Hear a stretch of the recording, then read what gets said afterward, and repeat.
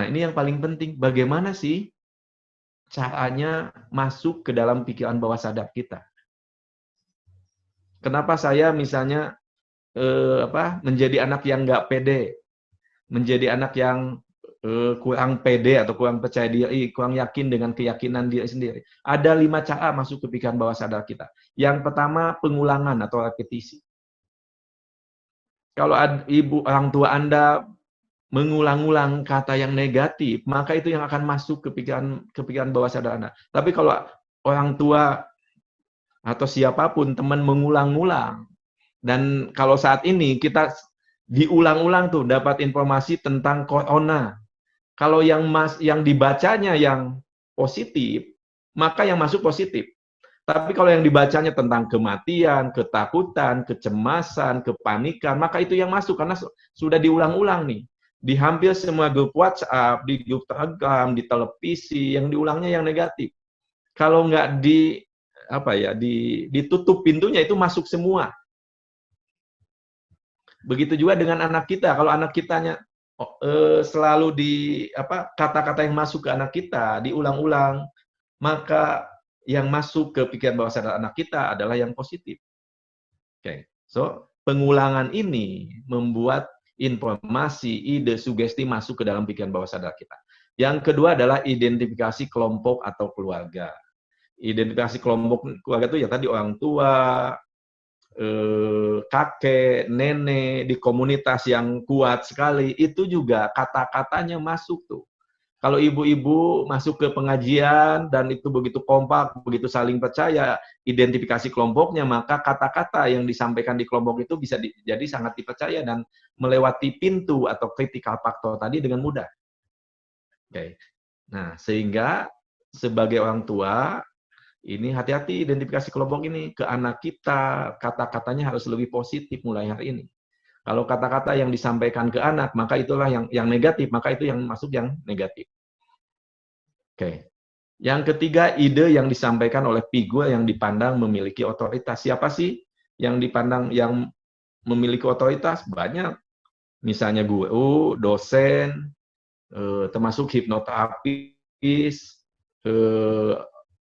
dokter juga, ustadz, kiai, pastor, pendeta, itu adalah orang yang dipandang memiliki otoritas, sehingga kata-katanya bisa langsung masuk ke dalam bawah sadar, dipercaya oleh kita. Oke, yang keempat adalah emosi yang intens. Ketika emosi lagi intens sekali, misalnya contoh emosi sangat bahagia sekali, maka ini adalah Anda pintunya ngebuka, pintu itu tadi ya, pintu sadarnya ngebuka sehingga bisa masuk langsung ke bawah sadar. Oleh karena itu, kalau mau ngasih masukan, mau ngasih sugesti ke anak, lihat aja kalau anaknya lagi bahagia, ya udah sampaikan sugestinya. Kamu anak yang soleh, kamu anak yang hebat. Begitu juga ke suami atau ke istri. Kalau istri atau suami lagi bahagia, ini saat yang tepat untuk memberikan sugesti. Jadi teman-teman ibu-ibu yang yang mau dibeliin sesuatu sama suaminya, lihat dulu suami kondisinya gimana emosinya. Kalau emosinya lagi sangat bahagia, itu saat yang tepat untuk memasukkan sugesti, minta sesuatu. Oke, yang kelima, ini adalah kondisi alfa atau relaksasi atau trans hipnosis. Jadi kondisi hipnosis salah satunya saja. Jadi sengaja formal hipnosis gitu, kondisi trans adalah salah satu cara masuk ke pikiran bawah sadar. Sehingga teman-teman walaupun belum menjadi seorang hipnotis, seorang hipnoterapis, sebenarnya setiap hari kita melakukan hipnosis. Yang orang tua menghipnosis anaknya. Pertanyaan saya, apakah hipnosisnya adalah sugesti yang positif apa yang negatif? Dan ketika melakukan pengulangan-pengulangan, baik ke orang lain maupun ke diri sendiri, itu juga sudah melakukan hipnosis juga. Siap, teman-teman. Jadi ini loh cara 5 cara masuk ke dalam pikiran bawah sadar kita. Baik, saya lanjutkan sedikit lagi sebelum kita masuk ke self hypnosis.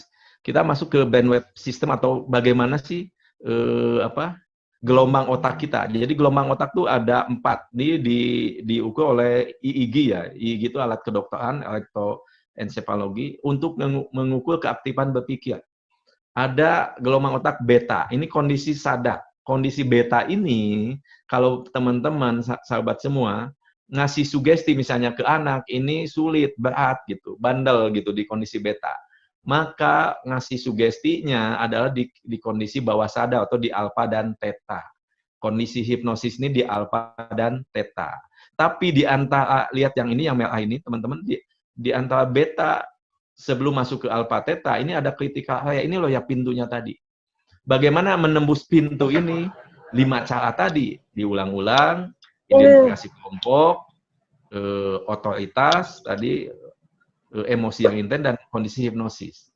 Dan setelah alfa theta, maka ada satu gelombang otak lagi, yaitu delta. Ini kondisi tidur. Oke. Jadi kalau Anda sengaja dihipnosis atau dihipnoterapi oleh seorang hipnoterapis, nggak bangun lagi, pasti bangun lagi. Kalau nggak bangun lagi, pasti ketiduran. Ini tinggal bangunin aja. Oke ya, teman-teman. Jadi ada beta, alfa, theta, dan delta. Kondisi hipnosis adalah di kondisi alfa dan theta. Baik, kalau boleh saya sampaikan, ini beta ini gelombang otak sedang aktif. Jadi ininya begitu aktif gelombangnya. Di alfa ini lebih rileks lagi, dan theta lebih rileks lagi. Oke, dan delta ini tidur lelap tanpa mimpi, penyembuhan alami, regenerasi sel. Ini benar-benar tidur yang sangat lelap sekali. Oke. Baik, teman-teman, saya kembali lagi ke sini. Jadi bagaimana sih cemas, kita membicarakan cemas bisa muncul, bisa masuk sehingga Anda menjadi, misalnya, sehingga ada seseorang yang cemasnya berlebih sampai ke bawah tidur, bahkan kaitan dengan COVID ini. Bahkan ada yang panik. Kenapa? Karena ini nomor satu, lihat nomor satu. Karena teman-teman membaca, atau tadi yang cemas tadi membaca berita berkali-kali, bahkan setiap hari update informasi berapa ya sekarang yang terkena di Indonesia, berapa ya yang meninggal. Terus itu diulang-ulang. Sehingga itu masuk ke dalam pikiran bawah sadar kita. Dan ketika sudah masuk ke dalam pikiran bawah sadar kita, ini loh, pikiran bawah sadar kita itu sifatnya netral. Jadi yang masuknya negatif, dia akan masuk juga, diterima juga. Yang masuknya positif, diterima juga. Yang masuknya jelek, diterima juga. Kenapa? Karena dia sifatnya netral dan menerima apapun. Dan ketika teman-teman membaca berulang-ulang, melihat televisi, mendengar, semuanya masuk diulang-ulang, dan itu masuk masuk ke dalam pikiran bawah sadar kita. Oleh karena itu, saran saya yang sudah cemas, saran pertama adalah ngapain? Berhenti untuk baca berita, mendengarkan informasi tentang COVID. Ganti bacanya dengan bacaan-bacaan yang membuat Anda lebih berdaya lagi.